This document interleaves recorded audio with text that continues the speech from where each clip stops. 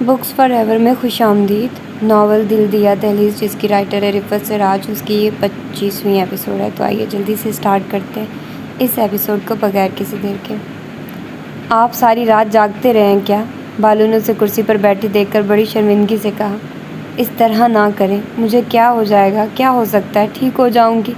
لوٹ پوٹ کر آپ اس طرح میرے لیے تکلیف نہ کریں۔ یہ وفائیں ساری دھوکے، پھر یہ دھوکے بھی کہاں؟ چند دن کی بات ہے، پھر لوگ ہم سے بھی کہاں؟ وہ کرسی سے اٹھتے ہوئے ہنس دیا۔ اللہ نہ کرے، اب تو جو ہو بس ٹھہرنے کے لیے ہو، بالو نے بے ساختہ کہا۔ عارف کے ہونٹوں پر بڑی بے ساختہ سی مسکراہٹ آئی تھی۔ پہلی مرتبہ بالو نے اس کے کسی شعر پر رد عمل ظاہر کیا تھا۔ بہت دن ہو گئے تھے سکون ٹھہرے ہوئے، طبیعت بڑی حیران تھی، بار بار یہ شعر یاد آ رہا تھا۔ خدا محفوظ رکھے آفتوں سے، کئی دنوں سے طبیعت شادمان ہے۔ وہ مسکراتے ہوئے اس کے نزدیک آیا اور اس کی کلائی تھام لی۔ کیسی طبیعت ہے اب؟ کیسا محسوس کر رہی ہیں؟ سفید شلوار قمیض میں ملبوس اور بڑھی ہوئی شیو کے ساتھ مزمحل سا وہ بہت اپنائیت اور ہمدردی سے اس کا حال پوچھ رہا تھا۔ بالو ایک ٹک اس کی طرف دیکھتی رہ گئی۔ بڑا ہی منچاہا سمے در آیا تھا۔ خدا کا شکر ہے، اب تو طبیعت اچھی معلوم ہوتی ہے۔ آپ ہاتھ منہ دھو لیں، میں ناشتہ بنا لاتا ہوں، پھر آپ نے دوا بھی کھانی ہے۔ وہ اس کی نظر سے انجان بن کر شائستگی اور ملائمیت سے کہہ رہا تھا اور بہت غیر محسوس طریقے سے اس کی کلائی چھوڑ دی تھی۔ آئیے میں آپ کو باتھ روم کا راستہ دکھا دوں۔ آپ نے مجھ سے کچھ پوچھا نہیں، بالو نقاہت بھرے انداز میں بیٹھتے ہوئے بولی۔ مثلاً کیا پوچھنا چاہیے تھا مجھے؟ اس نے تجاہل برتا۔ بہت کچھ ہے پوچھنے کے لیے، اس نے دبی زبان سے کہا۔ آپ ہوش و حواس کی دنیا میں پورے قدم تو رکھیے۔ پوچھ لیں گے، بلکہ پوچھنا کیا آپ خود ہی بتا دیجیے گا۔ کوئی دم اور بیٹھے ہیں، یہ فرصت کہاں لوگوں؟ چلے آؤ جو سنتی ہو ہماری داستان لوگوں کی مثال بن کر۔ کیا خیال ہے؟ آئیے۔ وہ ہنس دیا تھا۔ آپ کو کوئی حیرت نہیں ہوئی مجھے یہاں دیکھ کر؟ بالو حیرانی سے پوچھ رہی تھی۔ اب حیران ہونا بھی چھوڑ دیا ہے، پریشان ہونا بھی چھوڑ دیا ہے، مشتاق ہونا بھی چھوڑ دیا ہے۔ سمیٹیے کاروبار عشق خوبا، بہت نقصان ہوا ہے، اے دل اے دل۔ وہ کمرے سے نکلا تو بالو اس کے پیچھے آہستہ آہستہ چل پڑی۔ عارف، لال خان کی بیوی کا بخار اتر گیا کہ نہیں؟ بڑی بی نے قدموں کی چاپ محسوس کرتے ہوئے فوراً سوال کیا۔ اتر گیا ہے اماں۔ تو نے چائے پانی کا پوچھا؟ ان پر میزبانی کا دورہ شروع ہوا۔ صرف پوچھا ہی نہیں ہے، پیش بھی کر رہا ہوں، اس نے رسانیت سے جواب دیا۔ ہاں تو پھر تو ہی پیش کرے گا، اور ہے کون یہاں تیرے سوا؟ میں ٹھہری آنکھوں سے کوری۔ بڑی بی کو گویا بولنے کا بہت ہی شوق تھا۔ تو نے یہ نہیں پوچھا اس سے کہ لال خان ساتھ کیوں نہیں آیا؟ کہیں بدلی تو نہیں ہو گئی اس کی؟ ہاں، ڈپٹی کمشنر لگا ہوا ہے وہ، بدلیاں کیوں نہیں ہوں گی اس کی؟ عارف مسکراتے ہوئے کچن کی طرف بڑھ گیا۔ بالو نے سب سن لیا تھا، جان جل کر خاک ہو گئی تھی اس کی۔ بڑی بی کو لال خان کے علاوہ کوئی بات ہی نہیں سوچتی۔ ناشتے کے بعد وہ کافی دیر تک کمرے میں ٹہل کر اشیاء کا جائزہ لیتی رہی، پھر اکتا کر ایک دم دروازہ کھول کر باہر نکل آئی۔ خوبصورت لان میں بے حد خوشنما پھول کھلے ہوئے تھے۔ ایک دم آنکھوں میں تراوٹ سی آ گئی۔ گیٹ کے پاس بڑا خونخوار سا چوکیدار رائفل کاندھے سے لٹکائے ٹہل رہا تھا۔ دو چار ملازمین آتے جاتے دکھائی دے رہے تھے۔ وہ چلتی ہوئی لان کے بیچوں بیچ آ گئی، مور کی شکل کی سنگی بینچ پر بیٹھ گئی۔ نظر کے سامنے ساری حویلی تھی، یہاں سے وہاں تک نظریں دوڑانے لگی۔ آپ کون ہیں؟ وہ ایک دم چونک پڑی۔ سامنے 10-11 سال کی بے حد خوبصورت بچی بڑی معصوم حیرت سے اسے دیکھ رہی تھی۔ وائٹ پینٹ، سرخ جرسی، وائٹ جوگرز، مغربی بالوں کی تقریباً 1 فٹ لمبی چوٹی۔ اف، کتنی کیوٹ بیبی ہے۔ روشی کو بے ساختہ پیار آ گیا۔ پہلے آپ بتائیے آپ کون ہیں؟ اس نے بچی کا ہاتھ تھام لیا۔ ہم زوفی ہیں، زوفی شاہ، اس نے بڑی شاہانہ تمکنت سے جواب دیا۔ کاکا جان کی بیٹی ہو؟ اس نے دلچسپی سے پوچھا۔ کاکا جان؟ ہو از؟ اس نے ناک چڑھائی۔ بابا صاحب کو جانتی ہو؟ روشی کا اشتیاق سوا ہو رہا تھا۔ بابا صاحب کو جانتی ہو؟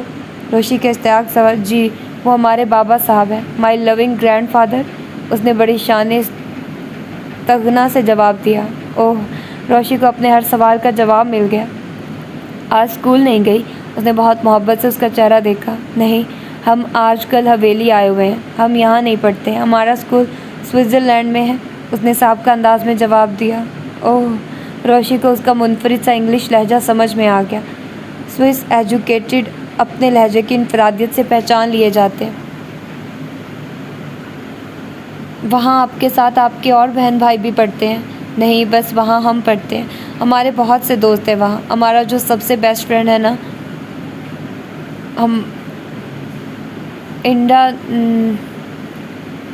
نازنین ہے، حماد الحریم، وہ بڑی بے تکلفی سے بتا رہی تھی۔ آپ کون ہیں؟ ہم بابا صاحب کی وہی ہیں جو ان کی آپ ہیں۔ روشی ہنس پڑی۔ ہیں؟ بچی نے تعجب سے اسے دیکھا۔ بڑی حویلی سے آئے ہیں ہم، اس نے وضاحت کی۔ بڑی حویلی؟ وہ پھر الجھی۔ بابا صاحب کے گھر سے۔ اوہ، آپ ان کے ساتھ رہتی ہیں؟ وہ معصوم انداز میں پوچھ رہی تھی۔ وہ آپ کے ساتھ کیوں رہتے ہیں؟ یہاں کیوں نہیں رہتے ہیں؟ اسے جیسے جالسی فیل ہوئی۔ یہ ان سے پوچھیے گا۔ آپ بڑے ابا کی بیٹی ہیں؟ اس نے انگلش میں پوچھا۔ نہیں۔ بصیر انکل کی بیٹی ہیں؟ بچی مکمل معلومات رکھتی تھی۔ نہیں۔ تزئین آنٹی کی بیٹی ہیں؟ نہیں۔ رئیسہ آنٹی کی؟ نہیں۔ پھر آپ کس کی بیٹی ہیں؟ وہ جھنجھلا کر رہ گئی۔ روشی کھلکھلا کر ہنس پڑی۔ آپ سب کو جانتی، اپنے یاور انکل کو نہیں جانتی؟ اس نے پوچھا۔ یاور انکل؟ اچھا، بائی نیم جانتی ہوں، بائی فیس نہیں، کیونکہ ہم تو یہاں رہتے ہی نہیں ہیں۔ اس نے جیسے اطراف جرم کیا۔ باقی لوگوں کو تو آپ جانتی ہیں؟ اسے بھی خاصی حیرت ہوئی۔ ہاں، تو وہ لوگ ہم سے ملنے جو آتے ہیں، اس نے بتایا۔ ملنے آتے ہیں؟ روشی کو حیرت ہوئی، کیونکہ اسے تو کبھی پتہ نہیں چلا کہ بڑی حویلی سے لوگ کب سرائے آئے یا گئے۔ یہ اور بات کہ گھر والے گاڑیوں میں لد کر آتے جاتے تو ضرور ہیں۔ اس سے تو آج تک کسی نے جھوٹے منہ بھی نہیں کہا سرائے چلنے کے لیے۔ پشاور، خیر آباد، کراچی کے علاوہ وہ کبھی کہیں نہیں گئی تھی، اور اب ہری پور، وہ بھی باپ کی وجہ سے۔ اچھا، ٹیپو تو آپ کا بھائی ہے نا؟ اوہ شیور مائی ڈیئر بردر۔ بڑا دل موہ لینے والا انداز تھا۔ آپ یہاں کیوں بیٹھی ہیں؟ آپ نے ہمارے ساتھ اور ممی کے ساتھ بریک فاسٹ کیوں نہیں لیا؟ بھائی بات یہ ہے کہ اجازت بیبی، آپ ادھر کیا کرتا ہے؟ ہم آپ کو ڈھونڈ ڈھونڈ کر تھک گیا۔ آپ کا ممی پریشان ہے؟ لمبی سی فراک پہنے اور ڈھیروں زیور لادے ہوئے ملازمان قریب آئی۔ اوفو، ہم گھر ہی میں ہیں، کوئی باہر تو نہیں گئے؟ وہ جھنجھلائی۔ آپ کا ممی بلاتا ہے؟ ملازمہ نے منت سے کہا۔ ممی سے کہہ دو ہم گیسٹ سے باتیں کر رہے ہیں، تھوڑی دیر میں آتے ہیں۔ پہلے آپ ممی کا بات سن لو، پھر آ جانا، ملازمہ نے چمکارا۔ اوفو، آپ یہیں بیٹھیے، ہم ابھی آتے ہیں، وہ جیسے بہت مجبوری سے بولی۔ روشی نے مسکرا کر گویا بیٹھے رہنے کا وعدہ کر لیا۔ زوفیشا چلی گئی اور روشی اس کی واپسی کا انتظار کرنے لگی۔ جانے وہ کتنی دیر خیالات میں کھوئی رہی۔ وہاں وہ چونک اٹھی۔ اطراف میں چمکیلی دھوپ پھیل چکی تھی اور زوفیشا ابھی تک نہیں آئی تھی۔ اس نے گیٹ کی طرف دیکھا۔ رائفل بردار چوکیدار ٹہلتے ہوئے گاہے بگاہے اس کی جانب دیکھ لیتا تھا۔ اس نے ایک اور ملازم کو فیروزی سوٹ پہنے ہنستے مسکراتے گیٹ میں داخل ہوتے ہوئے دیکھا۔ اس نے 2 تھیلے اٹھا رکھے تھے، غالباً سودا سلف لے کر آ رہا تھا۔ روشی تیزی سے اپنی جگہ سے اٹھی اور اسے اشارے سے اپنی جانب متوجہ کیا۔ سنو، اندر سے زوفی کو بھیج دو، کہنا بہت دیر سے انتظار کر رہی ہوں۔ ملازم نے اسے سر سے پاؤں تک دیکھا مگر بولا کچھ نہیں اور اندر کی طرف بڑھ گیا۔ روشی کوفت بھرے انداز میں ٹہلنے لگی۔ بتائیے، یہ سگے چچا کا گھر ہے؟ جیسے آزاد کشمیر والے غلطی سے مقبوضہ کشمیر میں پھنس گئے۔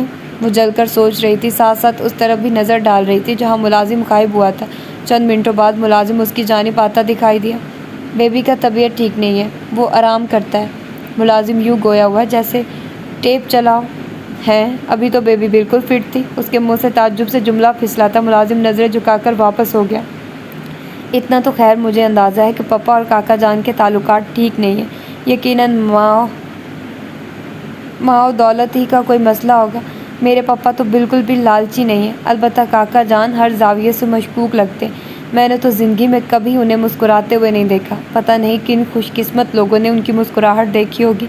اللہ کی دی ہوئی ہر نعمت تو ان کے پاس ہے، پھر کیوں موڈ آف رہتا ہے؟ حتیٰ کہ شادی تک اپنی مرضی کی تھی، بالکل انگریزوں کی طرح بے رس اور خشک ہے۔ ظاہر ہے صحبت کا اثر ہے۔ لیجیے، بیٹھے بٹھائے بچی کی طبیعت خراب کر دی۔ وہ کڑتی ہوئی گیسٹ روم کی طرف بڑھ رہی تھی۔ بہن صبح صبح گیسٹ روم سے نکل کر عالم تاب کے بیڈ روم میں آ گئی تھی۔ وہ اسے اتنی صبح اپنے کمرے میں دیکھ کر قدرے چونک پڑی تھی۔ تمام رات نیند نہیں آئی۔ بہن نے ان کے پاس بیڈ پر بیٹھتے ہوئے گویا وضاحت کی۔ ہاں کیا کریں، بات ہی ایسی ہے۔ انہوں نے سر دھا بھری۔ بہن سر جھکا کر اپنے ہاتھ مسلنے لگی۔ یاور بھی جاگتے رہے ہوں گے۔ المتاب نے اس کا ستا ہوا چہرہ بغور دیکھا۔ ظاہر ہے مہین نے نظریں چرائی۔ کیا کرے، آزمائش ہی آزمائش ہے، پورا گھر ہل کر رہ گیا ہے۔ وہ دکھ سے گویا ہوئی۔ ناشتہ تو نہیں کیا ہوگا ابھی؟ یاور اٹھ گئے۔ وہ پوچھنے لگی۔ نہیں، اور دل بھی نہیں چاہ رہا، چائے منگوا لیجیے۔ صرف یاور کا معلوم نہیں، میں تو بہت دیر سے باہر ہوں۔ اس نے کچھ سوچنے کے انداز میں جواب دیا۔ مصروف بھی تو بہت رہتے ہیں، ویلی آتے ہیں تو سمجھو 2-4 دن آرام کر لیتے ہیں۔ تم بیٹھو، میں ماما سے چائے کا کہتی ہوں۔ انہوں نے سرہانے لگے بٹن کو پش کرتے ہوئے کہا۔ فوراً ہی کلو اندر آ گئی۔ کلو، چائے لے کر آؤ، اور ذرا جلدی، باتیں بنانے مت بیٹھ جانا، انہوں نے تنبیہ کی۔ کلو واپس باہر چلی گئی۔ یاور کو بھی نیند کہاں آئی ہوگی رات بھر، اس لڑکی نے تو پریشان کر کے رکھ دیا، پتہ نہیں کیا چاہتی ہے۔ وہ بڑبڑانے کے انداز میں گویا ہوئی۔ مہین خاموش رہی۔ بتاؤ کیسی جگ ہنسائی کے سامان کیے ہیں؟ وہ پھر بولی۔ کیا کہہ سکتے ہیں؟ مہین نے نپا تلا جملہ ادا کیا۔ اور بھی تو حویلی میں لڑکیاں ہیں، پتہ ہی نہیں چلتا کہ یہاں لڑکیاں بھی ہیں۔ وہ ہنوز تبصرے کر رہی تھی۔ اتنے ملازم ہیں، کسی نے بھی اسے جاتے ہوئے نہیں دیکھا، کیسی چھو منتر ہو گئی۔ اسی دم دروازے پر دستک ہوئی۔ آ جاؤ بھائی، کون ہے؟ وہ بیزار کن لہجے میں گویا ہوئی۔ دروازہ کھلا اور یاور علی خان اندر آ گئے۔ ایک لحظے کو مہین کی نظر ان سے ملی۔ اس نے فوراً ہی چہرہ موڑ لیا۔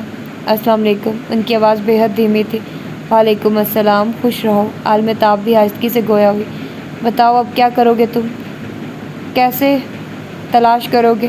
میں کوئی تلاش ولاش نہیں کروں گا، میں کل ہی سے فرض کر چکا ہوں کہ میرے ہاں کوئی بیٹی ہی پیدا نہیں ہوئی، مجھ سے کوئی اس موضوع پر بات نہ کرے۔ یاور علی خان نے تندہی سے بھاوچ کی بات کاٹ کر کہا۔ ایک لمحے کو تو وہ دونوں ہی ہکا بکا رہ گئے۔ مہین تو ان سے خفگی کا اظہار کرنے کے لیے بے چین تھی، ادھر ہنوز رات والی صورتحال تھی۔ یہ تو وقتی جذبہ ہے، آخر کچھ نہ کچھ تو کرنا ہی ہوگا۔ المتاب نے مضبوط اعصاب کے ساتھ ان کا سامنا کیا۔ ہاں تو ٹھیک ہے، آپ لوگوں کے پاس اگر وقت اور طاقت ہے تو جو چاہیں کر لیں، میں کب منع کر رہا ہوں۔ میں تو اس وقت اس لیے حاضر ہوا تھا کہ آپ کو اور مہین کو بتا سکوں کہ میں ابھی اسی وقت ہری پور روانہ ہو رہا ہوں۔ مہین نے چونک کر ان کی شکل دیکھی۔ ہاف وائٹ بے شکن شلوار قمیض، سیاہ واسکٹ میں سیاہ پشواری چپل اور آنکھوں میں دہلا دینے والی گہری سرخی۔ کیوں مہین کو ساتھ نہیں لے جا رہے؟ المتاب نے تعجب سے پوچھا۔ نہیں، بس آپ ذرا جلدی سے ایک کپ چائے کا پلوا دیں، انہوں نے آستین اوپر کر کے ریسٹ واچ پر نظر ڈالی۔ آ رہی ہے چائے، میرا خیال ہے کہ مہین۔ پلیز بھابھی بیگم، میں کوئی کام بغیر سوچے سمجھے کرنے کا عادی نہیں ہوں۔ مہین اپنی جگہ سے فوراً اٹھ کھڑی ہوئی۔ کہاں جا رہی ہو؟ چائے آ رہی ہے۔ المتاب الجھ کر اسے بغور دیکھنے لگی۔ آتی ہوں ابھی، اس نے جیسے بامشکل کہا اور تیزی سے باہر نکل گئی اور سیدھی اپنی خوابگاہ میں چلی آئی۔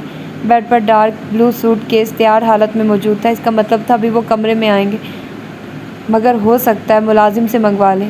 اس کا دل چاہ رہا تھا جتنی جلدی ہو سکے وہ اپنے دل کا غبار نکال ڈالے، ان سے بہت سارے لڑے اور دل بھر کر روئے۔ آخر اس کا جرم کیا ہے؟ وہ آنسو پیتے ہوئے بیڈ پر بیٹھ گئی۔ اسی لمحے ملازم نے دروازہ کھول کر اندر جھانکا اور اسے موجود پا کر قدرے خجل سا ہو گیا۔ آ جاؤں بی بی، یہ کون سا طریقہ ہے اندر آنے کا؟ اونٹ کی طرح منہ اٹھا کر گھسے چلے آ رہے ہو؟ وہ ملازم پر برس پڑی۔ آ جاؤ اب، صورت کیا دیکھ رہے ہو؟ بیچارہ سہمے ہوئے انداز میں سوٹ کیس کی طرح بڑھا، پھر رک گیا۔ بی بی وہ صاحب کہہ رہے ہیں آپ نے اگر ان کی چیک بک کہیں اٹھا کر رکھی ہو تو دے دیں، مل نہیں رہی۔ وہ ہچکچاتے ہوئے اس سے مخاطب ہوا۔ مجھے نہیں پتا کسی چیک بک کا، وہ برہمی سے گویا ہوئی۔ بیچارہ کان دبا کر سوٹ کیس لے کر باہر چلا گیا۔ غصے میں کہہ تو دیا تھا مگر پھر چین بھی نہیں پڑا، اٹھ کر چیک بک تلاش کرنے لگی۔ تمام درازیں دیکھ ڈالی مگر کہیں نظر نہ آئی۔ پھر اس نے ٹیبل پر رکھی فائلیں کھول کر دیکھنا شروع کی۔ وہ اتنی منہمک تھی کہ اسے یاور علی خان کی کمرے میں آمد کا پتہ تک نہ چل سکا۔ آخر وہ فائلوں کے درمیان رکھی نظر آ گئی۔ مہین نے چیک بک ہاتھ میں لی، پلٹنا ہی چاہتی تھی کہ یاور علی خان نے چیک بک اس کے ہاتھ سے اچک لی۔ خدا حافظ، یہ ان کے منہ سے نکلنے والا واحد جملہ تھا جو خاص کر اس کے لیے تھا۔ اس سے پہلے کہ وہ سمجھتی، یاور علی خان کمرے سے باہر جا چکے تھے۔ مہین خود پر کنٹرول کرتے ہوئے دریچے میں آ کھڑی ہوئی۔ یہاں سے پورٹیکو واضح نظر آتا تھا۔ یاور علی خان پروقار انداز رفتار سے پورٹیکو میں نمودار ہوئے۔ ڈرائیور دروازہ کھولے منتظر کھڑا تھا۔ وہ جیپ میں بیٹھے اور چند لمحوں ہی میں جیپ نظروں سے اوجھل تھی۔ مہین کے اعصاب شل ہو رہے تھے۔ وہ سر تھام کر بیڈ پر گرنے کے انداز میں بیٹھ گئی۔ ایسے مارا تھا بجو آپ کو ان لوگوں نے، مگر یوں نہیں مروں گی، ٹھیک ٹھاک سبق سکھاؤں گی انہیں، اس نے جیسے ایک نیا عزم باندھ لیا تھا۔ ہجوم غم میری فطرت بدل نہیں سکتا، میں کیا کروں، میری عادت ہے مسکرانے کی۔ شکر ہے آج آپ بالکل ٹھیک نظر آ رہی ہیں۔ اب آپ ایسا کریں، फटाफट तैयार हो जाइए। वो नाश्ता करके फारिग ही हुई थी कि आरिफ आ मौजूद हुआ। तैयार? क्यों, कहाँ ले जाएंगे मुझे? बालू ने हैरानी से सवाल किया। हमने भला कहाँ ले जाना है आपको? ये आना जाना तो ज़िंदगी के साथ है भाभी। ना आते हुए ये हैरत, न जाते हुए पुरताज्जुब। फिर भी हर इंसान एक ठिकाने पर पहुंचता तो है, उसके पाँव का चक्कर कहीं ठठकता तो है, वगरना जगहों के मसले भी कहीं हल होते हैं। वो क्या कहते हैं कि परिंदे धूप की शिद्दत से घर के आंगन में पलट के आए तो देखा कि मसला था वही, मगर फिर भी ठिकाना फिर ठिकाना है। मैं सब ठिकाने खो आई हूँ आरिफ भाई, मुझे नए ठिकाने तक फ़िलहाल बेठिकाना हूँ। उसकी आवाज़ रंध गई। आरिफ ने सोचती हुई नज़रें उसकी सूरत पर जमा दी। उसकी आंखों की चमक बालू ने अपने चेहरे पर कूंदती महसूस की। उसकी नज़रें किसी अनजाने बोझ से झुक कर रह गई। लाल खान ने घर से निकाल दिया है। आरिफ की आवाज़ अंदेशे से चूर थी। उस बेचारे में इतनी हिम्मत कहाँ थी, खुद निकल आए हम, बल्कि उस बेचारे को मुश्किल से निकाल दिया है। वो तल्खी से मुस्कुराई। क्यों? उसने आपके साथ उस दिन कोई बहुत बुरी बदसलूकी की थी। आरिफ का इशारा उस दिन की तरफ था जिस रोज़ वो दोनों महवे गुफ्तगू थे और लाल खान आ गया था। नहीं। फिर? बालू खामोश रही। क्या मैंने आपको किसी खुश फहमी या गलत फहमी में मुब्तला करने का गुनाह किया है? वो सर झुकाए पूछ रहा था। बालू ने एक झटके से सर उठाया। उसकी आंखों से जैसे चिंगारियां निकलने लगी थी। आप तो मुजरिम नंबर 1 है। लाल खान तो आपके मुकाबले में फिर भी बेगुनाह ही है। बालू की आवाज़ रंध गई। जी मुजरिम? ओह अच्छा, आप यकीनन पहले वाला इल्ज़ाम दोहराएंगे जो मैं सुन ही चुका। लेकिन अगर आपने मुजरिम से निपटने का तहिया कर ही लिया तो सबसे पहले अपने वालिद से सवाल जवाब कीजिए। एक खैर ख्वाह और हमदर्द की हैसियत से मैंने उनका मसला हल करने की कोशिश की थी, बस यही मेरा गुनाह है। आरिफ ने उसी तरह सर झुकाए हुए कहा। खैर ख्वाह, हमदर्द, ऐसे होते हैं खैर ख्वाह। सारी दुनिया में आपको सिर्फ लाल खान ही मिला था। 2 मर्दों का मसला हल करते हुए आपको ध्यान तक ना आया कि एक औरत का मसला पैदा हो रहा है। उसकी आंखों से आंसू बहने लगे। भाभी, जिस माहौल से आपका ताल्लुक़ है वहाँ ऐसा ही होता है। बस कहीं भी लड़कियों की शादी कर दी जाती है ये देखकर कि लड़का खाता कमाता हो। लड़का? वो तंज़िया अंदाज में मुस्कुराई। आरिफ एक लम्हे को खामोश होकर रह गया। मेरा ख्याल था वो दिल का बहुत अच्छा और उसके पास वो सब कुछ है जिसकी एक औरत तमन्ना करती है। उसने खासे शर्मिंदा अंदाज में वजाहत की। सारे ज़माने में एक वही दिल का अच्छा मिला था। पागल नहीं हूँ मैं जो आपकी बातों में बहल जाऊँगी। मेरा हर तरह का नुकसान सिर्फ आपकी वजह से हुआ है। वो घर आई। आरिफ किसी गहरी सोच में डूब गया। आप मर्दों को रोने पीटने वाले, आपको ज़िंदा इंसानों की क्या समझ? आप मुर्दों को रोने पीटने वाले। वो फिर तंज़िया अंदाज में गोया हुई। वो मुर्दा नहीं है भाभी। आरिफ ने आहिस्तगी से नज़रें उठाई। फिर भी आपके भी तो किसी काम की नहीं, सिर्फ अपनी ही नहीं बल्कि मेरी ज़िंदगी भी खाक कर दिया आपने। अगर दिल की अहमियत नहीं है तो फिर आपने अपने दिल की क्यों की आज तक? वो फूट फूट कर रोने लगी। आरिफ दम्बा खुद सा बैठा रह गया, जैसे उसकी समझ में ना आ रहा कि जवाबन क्या कहे।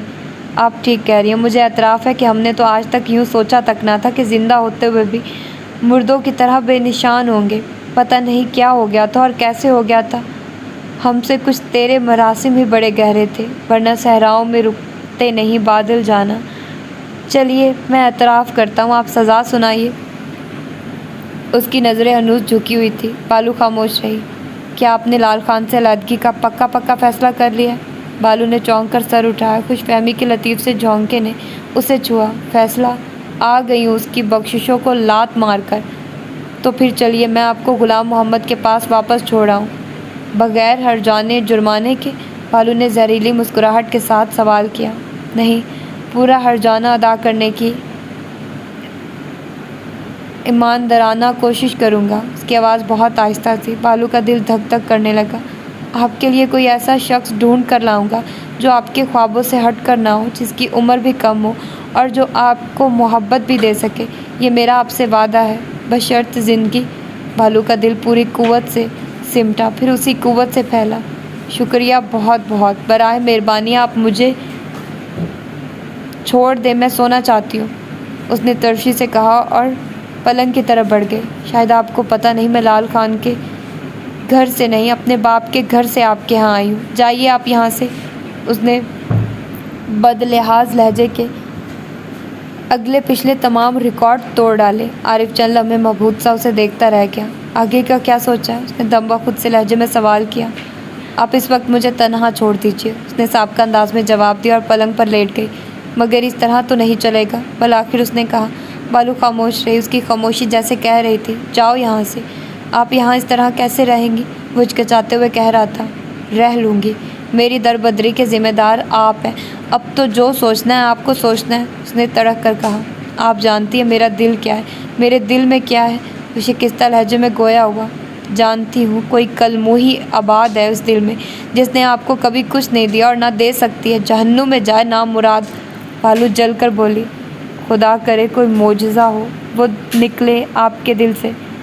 کب نکلتا ہے کوئی دل میں اتر جانے کے بعد؟ اس گلی کے دوسری جانب کوئی رستہ نہیں ہے۔ وہ تیزی سے کمرے سے باہر چلا گیا۔ خاک ہو جائے نامراد، جو میرے جیتنے کی چیز تھی کوسوں دور جیتے بیٹھی ہے۔ وہ آنکھوں پر بازو رکھے بڑبڑانے لگی۔ ڈھلتی شام کے سائے تھے جب جواد نے دروازے پر دستک دی۔ کون ہے؟ آ جاؤ۔ مہین نے کروٹ لے کر دوپٹہ اٹھایا اور کثرمندی سے اٹھ کر بیٹھ گئی۔ جواد نے کمرے میں داخل ہو کر لائٹیں جلائی۔ مہین اسے دیکھ کر چونک پڑی۔ جواد تم؟ جی میں۔ السلام علیکم۔ وہ گہری سنجیدگی کے ساتھ صوفے پر بیٹھ گیا۔ پاپا ہری پور چلے گئے؟ اس نے سنجیدہ آواز کمرے میں گونجی۔ ہاں چلے گئے۔ اس کے انداز سے اداسی جھلکنے لگی۔ آپ نہیں گئی؟ اس نے عام سے انداز میں سوال کیا۔ نہیں، وہ اتنا کہہ کر اپنی انگوٹھیوں سے کھیلنے لگی۔ کیوں؟ وہاں سے فوراً سوال آیا۔ بس ایسے ہی، اس نے نظریں چرائی۔ اتنا بڑا حادثہ ہو گیا، پپا پر کوئی اثر نہیں ہوا؟ جواد نے جیسے دکھ سے کہا۔ مہین کے پاس اس بات کا کوئی جواب نہیں تھا۔ ویسے تو خیر انہیں شاید کسی کی پرواہ نہیں ہے، مگر آپ کا بھی کچھ رول بنتا ہے، اس نے گویا مہین پر تنقید کی تھی۔ بدگمان ہونے میں جلدی نہیں کرتے جواد، اس نے دھیرے سے کہا۔ نظر آنے والی حقیقت کو بدگمانی کہنا سب سے بڑی خود فریبی ہے خالہ، جواد نے بہت اکھڑے انداز میں کہا۔ آپ تو روشی سے بہت قریب ہو کر اس کا مسئلہ پوچھ سکتی تھی، جواد نے سارا وزن اس پر ڈال دیا۔ مہین نے نظریں اٹھا کر اس کی سم دیکھا۔ بلیک پینٹ اور لیمن کلر کی شرٹ میں ملبوس وہ بہت شکستہ سا نظر آیا۔ اس نے نظریں جھکا لی۔ پوچھا تھا، اس نے دھیرے سے جواب دیا۔ صرف پوچھا تھا، حل کرنے کی ذمہ داری کیوں نہیں لی؟ اس نے فوراً کہا۔ وعدہ کیا تھا مگر اسے شاید اعتبار نہیں ہے، اس نے دکھ سے کہا۔ اعتبار دلائے جاتے ہیں، ویسے مسئلہ کیا تھا؟ اس نے جیسے چونک کر سوال کیا تھا۔ بہت ٹپیکل، مہین کے منہ سے بہت ہی بے ساختہ نکلا تھا۔ جواد چونک پڑا۔ وہ کیا؟ بتا نہیں سکتی، یہ اس سے ہمدردی نہیں دشمنی ہوگی، اس نے بہت واضح معذرت کی۔ کیا یہ مسئلہ صرف آپ کے علم میں ہے یا پپا بھی باخبر ہیں؟ جواد نے گہری سانس لی۔ نہیں، صرف مجھے پتہ ہے اور گھر میں کسی کو نہیں پتہ۔ مجھے کیوں نہیں بتایا جا سکتا؟ میں اس کا سگا بھائی ہوں۔ جواد الجھ رہا تھا۔ اسی لیے تو نہیں بتایا جا سکتا، مہین نے برجستہ کہا۔ کسی کو پسند کرتی ہے؟ جواد سیکنڈ کے ہزار میں حصے میں بات کی گہرائی تک پہنچا۔ مہین کا دل اچھل کر حلق میں آ گیا۔ یہ جواد تو بہت میچور ہے۔ وہ کچھ نہیں بولی، خاموش رہی۔ کیا اسی کے ساتھ گئی ہے؟ جواد کا لہجہ نہایت شکستہ تھا۔ نہیں جواد، ایسی کوئی بات نہیں ہے، وہ تیزی سے بولی۔ خدا کی قسم، اس طرح کی کوئی بات نہیں ہے۔ کون ہے وہ؟ جواد نے ہونٹ کاٹتے ہوئے پوچھا۔ مہین جواب میں خاموش رہی۔ آپ جواب کیوں نہیں دیتی؟ وہ الجھ کر کہہ رہا تھا۔ دے نہیں سکتی، وہ دھیرے سے گویا ہوئی۔ کسی کا دباؤ ہے آپ پر؟ جواد نے قدرے ناراضگی سے دریافت کیا۔ میرے ضمیر کا کہ میں کسی بھی قسم کی بد امنی کی ذمہ دار اپنے سر لینا نہیں چاہتی، اس نے بہت صاف گوئی سے کہا۔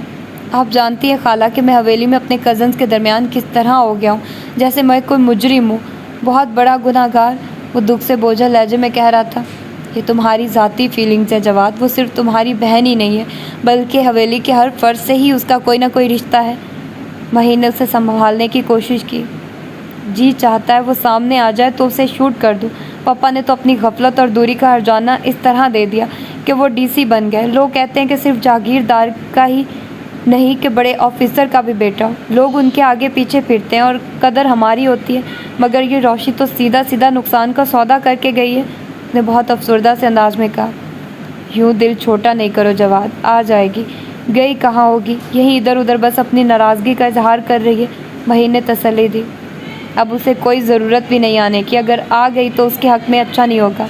ایزی جواد، تم ایجوکیٹڈ بندے ہو، کیا جاگیرداروں کی طرح بڑکے مار رہے ہو؟ مہین نے صبر کی تلقین کی۔ بڑھ کے نہیں ہے خالہ، میں اسے شوٹ کر دوں گا۔ اتنی عیش و عشرت کی زندگی کے بعد اسے اس طرح کا کوئی قدم اٹھانے کا کوئی حق نہیں تھا۔ کیا کمی تھی اسے یہاں؟ سب سے بڑھ کر اتنے عزت دار باپ، اور دنیا میں کچھ نہ ملے تو تھوڑی کمی، لیکن اگر عزت نہ ملے تو سب سے بڑی کمی ہوتی ہے۔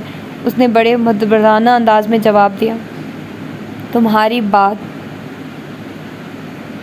70% درست ہے، مگر دنیا میں ہر طرح کے امکانات موجود رہتے ہیں، اس لیے گنجائش رکھ کر فیصلہ کن انداز اپنانا چاہیے۔ میں نہیں مانتا یہ لاجک۔ عورت محفوظ ہے، عیش میں ہے تو بس، پھر اسے اور کچھ چاہنے کے لیے اتنا کریزی، اتنا شدید نہیں ہونا چاہیے۔ وہ اٹھ کھڑا ہوا۔ اگر وہ مل جائے تو اسے حویلی میں نہیں آنا چاہیے، ورنہ پپا کا بہت نقصان ہوگا۔ وہ تمتماتے ہوئے چہرے کے ساتھ کہتے ہوئے کمرے کا دروازہ جھٹکے سے کھول کر باہر چلا گیا۔ مہین دم بخود سی بیٹھی رہ گئی۔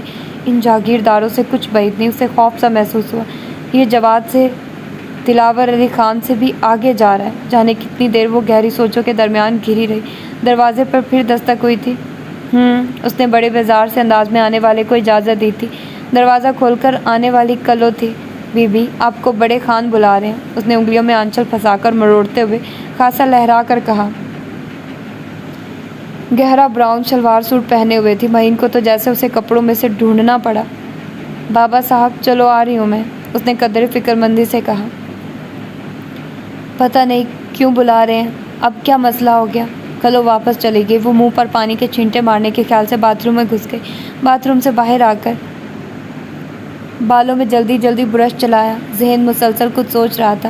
پھر اچھی طرح سر پر دوپٹہ جما کر باہر آ گئی اور خاصی تیز چلتی ہوئی بابا صاحب کے بیڈ روم کی طرف آئی اور انگوٹھی سے دستک دی۔ آ جاؤ۔ ان کی بارہوب آواز کسی قسم کے تاثر سے آ رہی تھی۔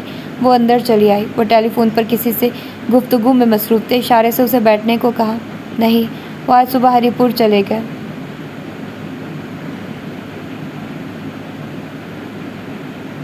بہرحال تم میرا نام لے کر کہہ دینا کہ میں نے بھیجا۔ ویسے وہ تھرو پراپر چینل ہی چلتا ہے۔ تم بھی اس بات کا خیال رکھتے ہوئے بات کرنا۔ نہیں، گھبرانے کی بات نہیں، کام تو تمہارا ہو ہی جائے گا انشاءاللہ۔ اچھا، ٹھیک ہے، ہاں، اوکے۔ انہوں نے ریسیور رکھ دیا۔ دلہن، یہ یاور کیا بہت جلدی میں گئے ہیں؟ ہمیں تو دوپہر کو پتہ چلا۔ وہ خاصے حیران ہو رہے تھے۔ شاید، اس نے رخائی سے جواب دیا۔ کیوں، تم سے کچھ نہیں کہا؟ انہیں جیسے اچنبھا ہوا۔ نہیں، مجھ سے انہوں نے کوئی بات نہیں کی۔ اس نے سچ کہا۔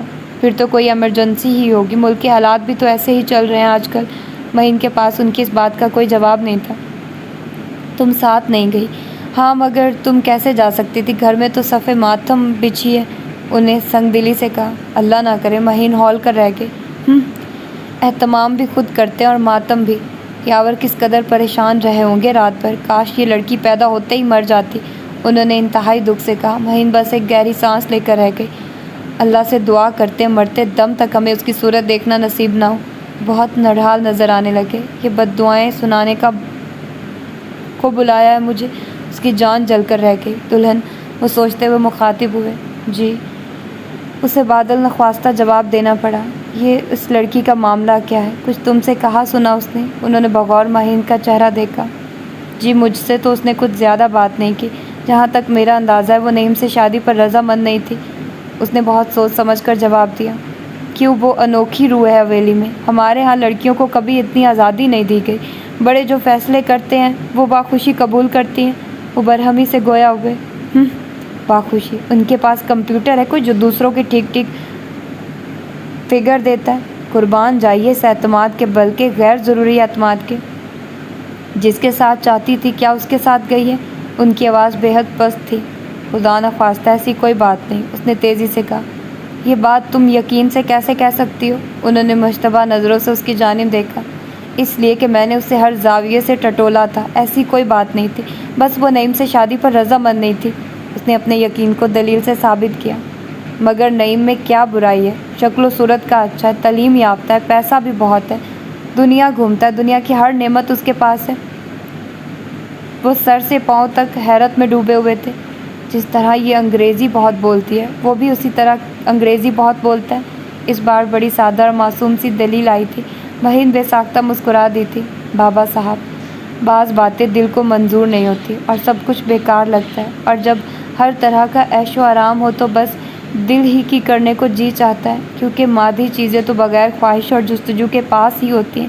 اس لیے دل اس طرح بڑھتا ہے جہاں ہونے اور نہ ہونے کا خوف ہوتا ہے، اور ایسے مقام پر انسان کامیاب ہونے کا شدید خواہش مند ہوتا ہے۔ دل و ذہن فطری مصروفیت مانگتے ہیں کہ مصروفیت ہی ان کی زندگی ہے، اور پھر حاصل چیزوں میں وہ کشش نہیں ہوتی جو لا حاصل چیزوں میں ہوتی ہے۔ شاید اس نے کچھ اور خواب سوچے ہوں۔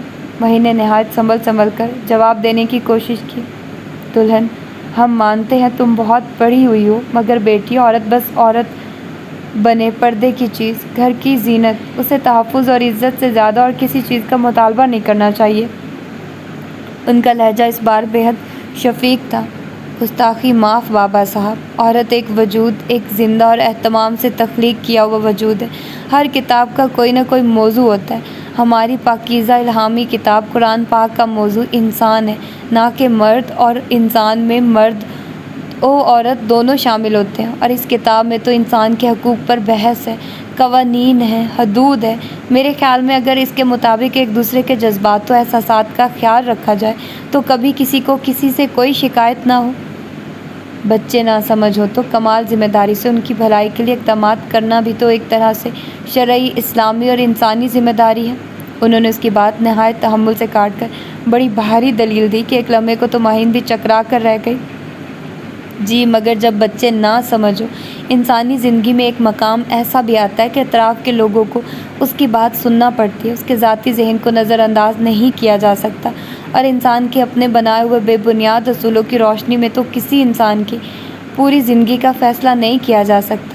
یہ تو استحصال کا خوبصورت چہرہ ہے جس کے باطن میں صرف بدصورتی ہے۔ رزق کی زیادتی اور کمی تو اللہ کا ذاتی کام ہے، اس بنیاد پر تو فیصلہ یوں بھی کمزور ثابت ہوتا ہے۔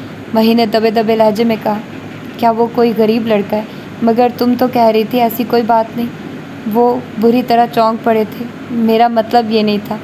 وہ بوکھلا گئی۔ میرا مطلب یہ ہے کہ ان اصولوں کی بنیاد پر جہاں جہاں انسان کا استحصال ہوتا ہے، کیونکہ اکثر اسی طرح کی بنیادوں پر فیصلے ہوتے ہیں۔ اس نے سنبھل کر بات بنائی۔ نام نسب بھی بڑی محنت کی کمائی ہوتی ہے بیٹی۔ وہ بردباری سے گویا ہوئے۔ پتہ نہیں یہ کیا بات ہے، جب انسان کسی عظیم ترین پریشانی سے گزر جاتا ہے تو اس کی برداشت بھی عظیم ہو جاتی ہے۔ بالکل صحیح فرمایا آپ نے، مگر ہر نسب ایک آغاز سے گزر کر آگے بڑھتا ہے۔ اگر کسی شاخ کی پیوند کاری سے زیادہ خوبصورت و خوشنما پھول آنے کی قوی امید ہو تو پیوند کاری عیب نہیں ہو سکتی۔ وہ بھلا ہار ماننے والی تھی، اور کچھ یہ بھی ہے کہ جب خلوص 100% ہو تو خود بخود بات پیدا ہوتی رہتی ہے، لیکن جب ایسی کوئی بات ہی نہیں تو اس طرح کی بات کیا معنی؟ وہ پھر الجھے۔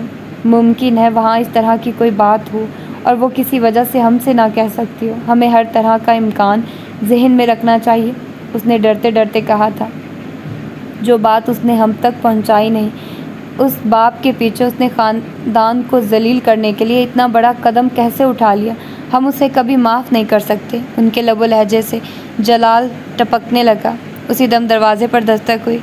آ جاؤ۔ بابا صاحب اسی انداز میں گویا ہوئے۔ دروازہ کھول کر باہر ہی اندر آیا۔ مہین کی نظروں سے اس کی نظر ایک لحظے کو ملی تھی۔ وہ فوراً نگاہ چرا گیا۔ اگر اس کا اتا پتہ مل بھی جائے کہیں سے تو کہہ دے رہے ہیں دلہن، ہم تک خبر نہ پہنچے، یا تو ہم اسے شوٹ کر دیں گے یا پھر اسے حویلی کے پیچھے ڈال دیں گے۔